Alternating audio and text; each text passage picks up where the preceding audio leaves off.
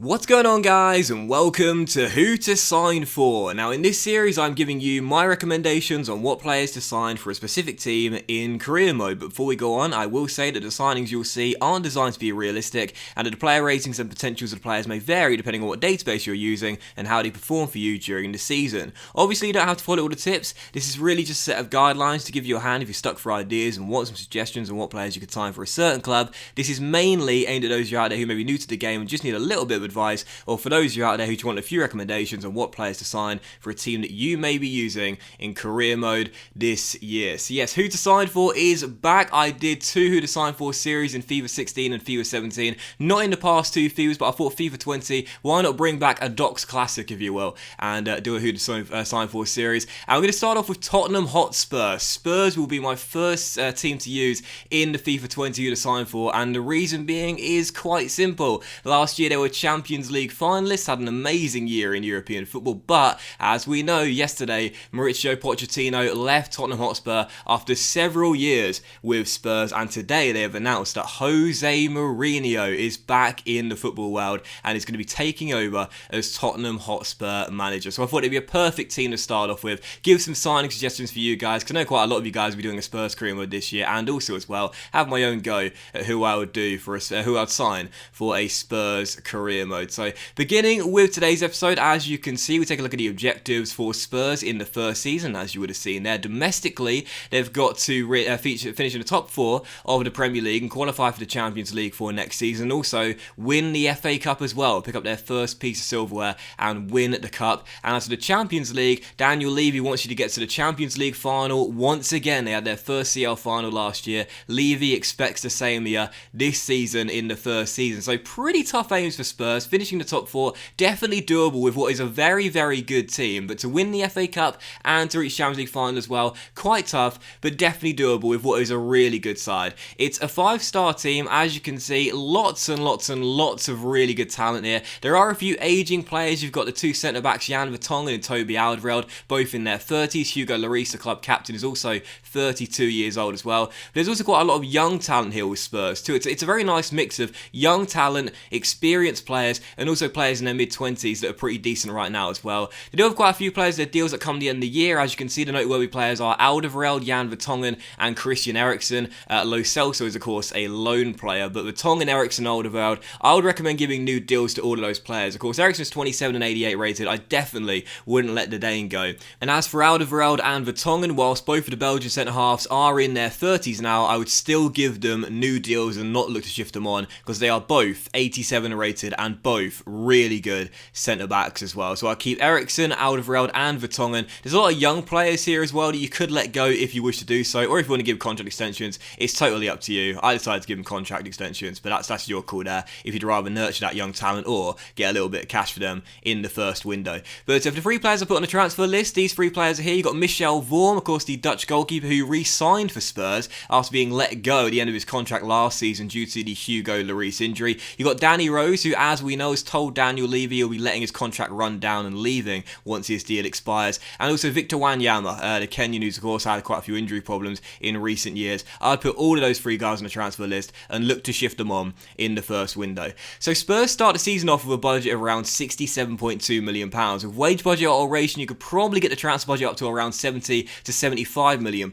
And as for new signings with the Spurs team, you saw the first 11 on the bench there. It's a really good side, but the position I would change with Spurs is the fullback, both left back and right back. I would look for a total change in the fullback role with Spurs, sell the players here and bring in new players. Now Spurs of course have Danny Rose and Ben Davies as their starting first choice left backs, and as for the right back role, after the sale of Kieran Trippier to Atletico Madrid in the summer, they've got Sergio Aurier and also Kyle Walker-Peters as well. Now I wouldn't be against keeping Sergio Aurier here. If you get a decent amount of money for him, then look to sell the Ivorian. If not, then he's fine staying here as a backup right back, but I would make him your backup right back in the first season and look to bring a new one. And I'd say the same about Ben Davies as well. I'd definitely sell Danny Rose and I'd definitely sell Kyle Walker-Peters, but as for Aurier and Davies, it all depends on whether you get a decent deal for them. With Danny Rose, we got £15 million from Milan, and with Sergio Aurier, we agreed a £15 million deal with Athletic Bilbao. I didn't realise Aurier had some bask in him, but clearly I was wrong. And also Danny Rose as well, as you can see, we negotiated another deal here as well for £17 million, think it was with Ajax, but as you'll see in a moment's time, he does decide to go to Milan instead and go to Italy. And also Victor Wanyama, as you said, was on the transfer list you saw a moment ago there. I'll definitely look to sell the Kenyan in the first season. I'm a big fan of the guy, but of course the injuries have made him really struggle in recent seasons. You can get around £9 to £10 million for Wanyama in the first summer window as well. We're going to deal £9.75 million for the Kenyan, and as you'll see, he does end up leaving to Hoffenheim, as we accepted this bid here for Rose of £17 million for Ajax, but as you can see, he does indeed decide to go to Milan. So we leave a little bit of money on the table there for Danny Rose, only get 15 million as opposed to 17 million, but either way, it's better than letting the guy go on a free transfer. So yeah, Rose I would definitely look to sell in the first summer window, perhaps sell Ben Davies. It all depends on whether we get a decent deal for him, but as for a new signing in the left back role, your first choice left back, I would recommend one of these three players here: Alex Telles of Porto, Alejandro Grimaldo of Benfica, or Ben Chilwell of Leicester City. Now, Telles is the highest rated 84, Grimaldo is second highest rated 83, but as you can see, Telles is 3 years older than Grimaldo. I would say one of these two from the Portuguese leagues are your best option. If not, then I'll go in for Ben Chilwell of Leicester City. But I'll recommend Telles as your first choice option for the left back role. He is the highest rated left back there, and whilst he is 3 years older than Alejandro Grimaldo, you could probably get him for around 35 to 40 million pounds, which isn't that much over his valuation, which right now his market value is 29.5 million pounds, and his stats would be absolutely perfect for this Spurs team. He is really quick, he's got really high stamina, and he's got high work rates as well, coupled with really good technical ability too. He would be the ideal left back in this Spurs back four. I will definitely make him your primary target out of the three, and as you can see, we agree a £71,000 a week deal on a 5-year contract, and Alex Telles becomes our new starting left back for Spurs this year. Again, he's a few ratings higher than Danny Rose and a couple of years younger, and I just absolutely love his stats. Really rapid, 91 stamina, technically so good, especially when going forward, but also at the back as well. He would be a brilliant option in the left back role. He's 5 ratings higher than Ben Davies as well, despite being the same age too.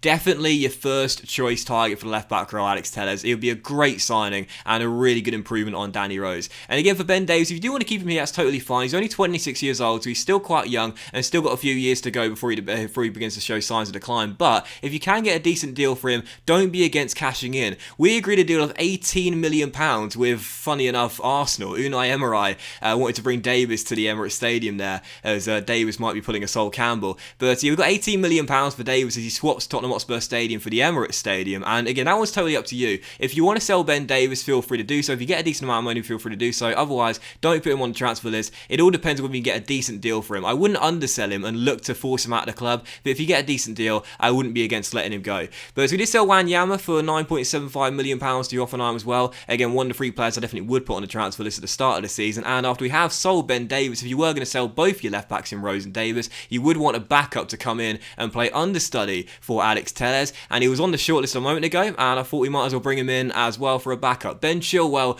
of Leicester City, who wouldn't cost as much in the game as he would in real life. Brendan Rodgers wants an awful lot of money if Ben Chilwell is going to leave the King Power Stadium at some point in the next year or two, but in the game, because of the unrealistic transfer market, you can get him for around 15 to 20 million pounds. We agreed a deal of just 18 million pounds for the highly rated English left back, and as you can see, 79 rated, just 22 years old. He agrees a deal of 54,000 pounds a week and becomes our second signing as we swap out our left backs for younger and better players. So Rose and Davies gone for, I think it was 33 million pounds in total. Chilwell and Telles come into the club. They're a step up on Rose and Davies, and they're younger as well. Chilwell also has the high work rates and high stamina. He's only 22 years old, and despite being 4 years younger than Ben Davies, he's the same overall with more potential. So Chilwell coming in, perfect backup for Alex Telles, and a great way to start off the summer transfer window.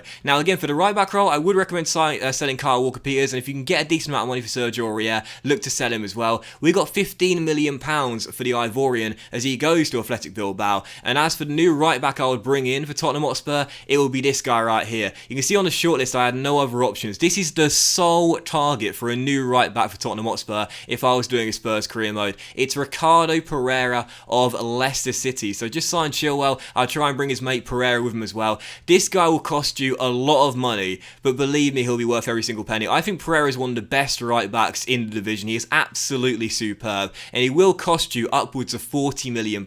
You'll see Leicester City here wouldn't sell him for anything less than £44.1 million. That's a lot of money. That's almost £20 million over his valuation, but believe me, this guy is pure class. 83 rated, 25 years old, and like Telles, this guy can bomb up and down the pitch for days with really good stamina, and he's also really quick as well. And when going forward, this guy possesses a real attacking threat. He can play on the right side of midfield as well, so if you want to move him up the pitch a little bit further, he can play right midfield. High work rates, 4-star weak foot, 87 stamina, very quick, and again, very good technical stats, especially when going forward as well. Pereira and Telles coming in as your new starting fullbacks would make you a real threat when spreading the play out wide and getting these guys on the overlap for Dele Alli on the left and Heung-min Son on the right hand side. Pereira is 4 ratings higher than Sergio Aurier. He's slightly younger and definitely a really good option for this Spurs team, and I would definitely say if you were going to sign a new right back, he is your sole, not primary, but sole first choice right back target. But of course you are going to look to sell Kyle Walker-Peters if you sell Sergio Aurier as well, and bring in a backup right back. And I've got 3 names for you on the shortlist there. You've got Lucas Klosterman, Atal from Nice,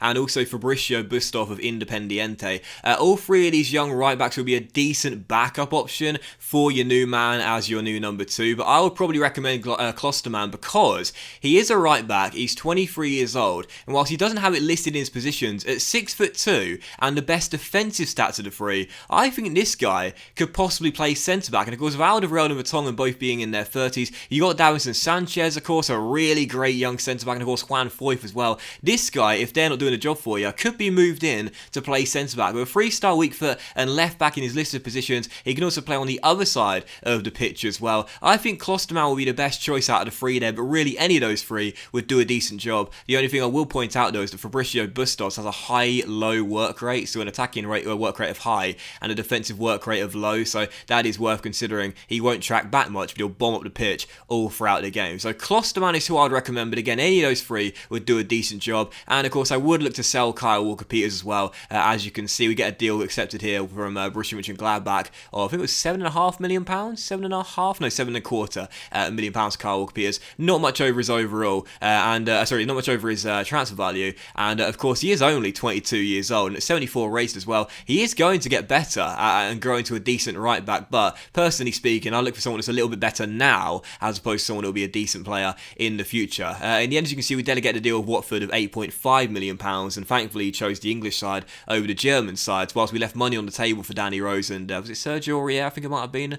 We do get more money for Kyle Walker-Peters of £8.5 million. So Walker-Peters off to Vicarage Road, £8.5 million for that. That of course softens the blow of signing Klosterman as well, and your fullback transition is complete. Klosterman and Pereira as your backup and first choice at right back, and Ben Chilwell and Alex Telles as your backup and first choice left back. An excellent improvement on the options you had to start the career mode off. But once you've made those signings there, you've probably only got a tiny bit of cash remaining in your transfer budget. I would recommend buying a new third choice striker with Tottenham Hotspur. Now of course Harry Kane is their first choice, and they've got Lucas Moura that can play up there on the bench. They've got Heung-min Son that can play up top as well, and they've got a very young lad called Parrott in the reserves who does have very good potential. But if you did want a new striker for a third choice, I'd recommend one of the 4 players that you saw on the shortlist there. You've got Edouard and also Morelos, the old firm strikers of Celtic and Rangers, who are absolutely fantastic. You can see we agreed the same deal with Celtic and Rangers of around £12 million plus a sell-on clause too. There's also Kouame, a young striker playing for Genoa in Italy right now,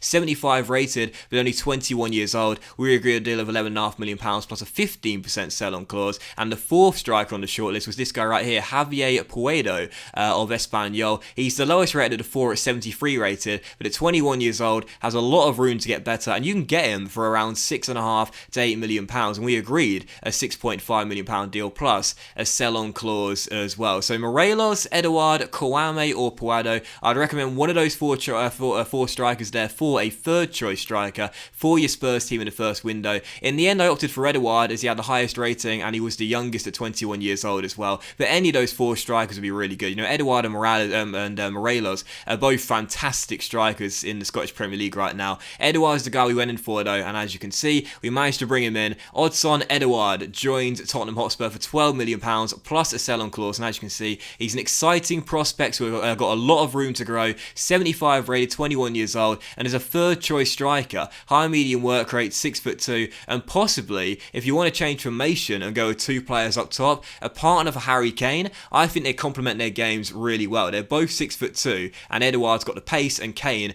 has got the strength. But Edouard comes in, that would be probably your final signing with Tottenham Hotspur. You've probably ran out of money after you've brought in the French striker after that. But we'd have a tiny bit of money left over, just a tiny bit of money. So I decided to try and bring in a new young goalkeeper for the team. Just because Lloris, as we know, suffered that serious injury in real life. Gazzaniga, of course, a class, absolutely brilliant backup goalkeeper. He really is class. And of course, Michel Vorm has just re-signed for them as their third choice. But Vorm, of course, now being his mid to late 30s, I'd look to sell him in the first window if you could. If you couldn't, then you'll let him go at a free transfer come the end of the season anyway. There are 3 good young goalkeepers you've got, a couple of Portuguese goalkeepers there, and a Belgian goalkeeper too. They won't cost you much money, and we agreed to deal with Costa, a young Portuguese goalkeeper. I think it was £2.5 million. I tried to swap Michel Vorm for all 3 of these goalkeepers. Sadly, the clubs weren't having it, but Diogo Costa was our final signing. 70 rated, 19 years old. He's the sort of player you don't really need, but it's not a waste of money, because in the future, this guy could become your starting number 1 to replace Hugo Lloris if you maximise his potential and give him the game time. Otherwise, he'd be more than good enough to be your backup goalkeeper to sit on the bench. So Costa was our final signing. In the end, we spent £130.7 million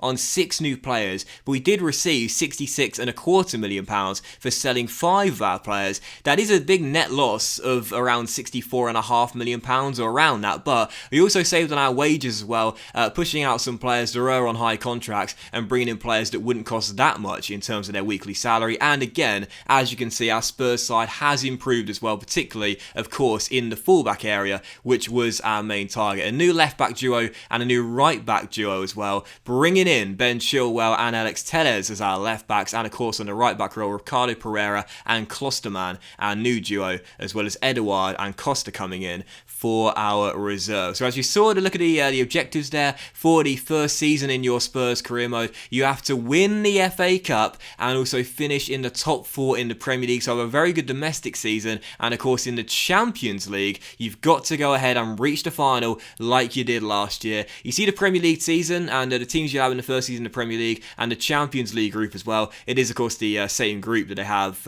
in real life, didn't change that. And as always, I would simulate to the end of the season, see how the team would get on without me and whether my signings could get the job done in the first season, hit or exceed those objectives and have a really good first year. Well, as you can see, we hit our league objective. We finished in 2nd place, 7 points behind the eventual winners Manchester City, as Pep Guardiola's side won the league unbeaten. We finished up with 101 points though, one of the highest points totals in Premier League history, winning 32 of our 38 games and only losing once. So an amazing season for Spurs in the Premier League in our first season, finishing runners-up to the eventual winners Manchester City. But in the FA Cup, I'll be honest, this was a big disappointment. Liverpool won it, and I was thinking, where do we finish up? Semi-finals? No. Quarter-finals? No. Round of 16? No. We only reached a round of 64 in the end, as we were knocked out by Manchester United. So a very, very poor FA Cup season for us. We lost on the replay at the Tottenham Hotspur Stadium after a 1-1 draw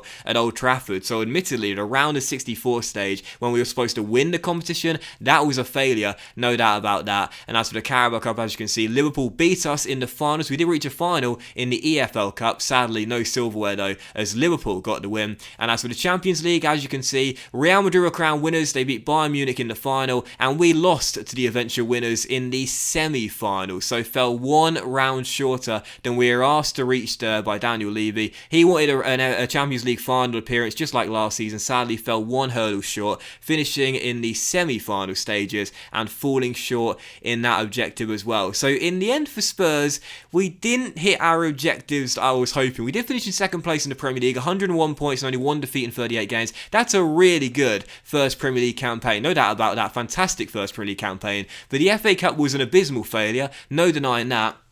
And as for the Champions League semi-final, I don't think that's that bad. It is one hurdle shorter than Daniel Levy wanted, but I personally think that's not bad, to be honest. And for your first season in career mode with this Spurs team, it's a youthful team, you've made it younger, you've brought in some really good talent. That's a decent base to build on there. I think that's a pretty decent first season. Yes, he's not exactly what Daniel Levy wanted, but after sacking Pochettino, I'm not entirely sure what he does want. But either way, it's not a bad first season, personally. And if you're a Spurs fan as well, if you could leave a comment, would you take that from your first season under Jose Mourinho, bringing in some decent young talent, reaching the Champions League semi-finals, defining the Carabao Cup, FA Cup failure, yes, but second place in the Premier League, would you take that as a good first season? I think that would be pretty decent, personally. So it's not a great season, yes, I'll be the first to admit it, but I don't think it's a bad season either. So as you run through the final Spurs squad, you'll see what happened this year with our new players, who did what in terms of the stats this year. Ricardo Pereira played 58 games throughout the season and got 28 clean sheets in those 58 games as well. As you can see, there was a lot of growth throughout the team, not just from the new signings we brought in, but the signings that were here already, the players that were here already